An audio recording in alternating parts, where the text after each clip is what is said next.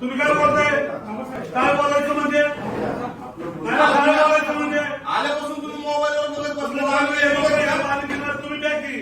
काय फरक पडतो प्यायला तुम्हाला? पाणी बरं हे काय कुठून पाणी आणले तर तुमच्या लोकांना विचारा की हे पाणी ओलं असं मोबाईल मध्ये लोकांच्या आरोग्याशी खेळतात ते. काय बसायचं विचारली? 10 मिनिट झालं बसलो तर मला मोबाईल बसलाय.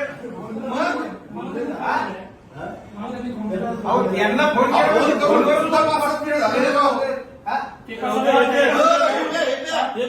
पाणी तुम्ही आमची लोक मिळतात ते साहेब पाणी 2-2 महिने घाण पाणी पितं.